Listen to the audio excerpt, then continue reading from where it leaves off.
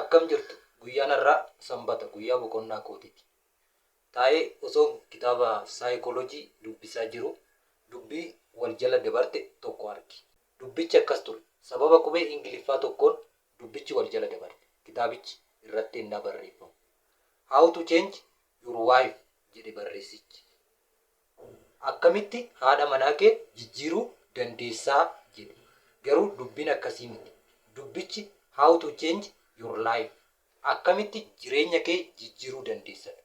Kitaabni sun sababa dogongora qubee tokkootiin kobbii miliyoona 6tu gurgurame.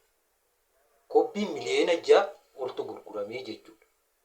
Sababa kanaan kitaabichi sun dogongora isaa sana sirreeffatee duwwatti deebi'ee how to change your life jedhee barreesse. Innaa sana maal ta'e kitaabichi kobbii 600tti gad deebi'e miliyoona 6 irraa. Namni bituu didee jechuudha. Innaa kitaaba saayikoolojii kana gaafan dubbisu namni rakkoo keessoo himachuu hin barbaanne tokko qaba. Kanaaf baay'ee na dhibee asirratti yaada yoo qabdan komantii naa godhaa.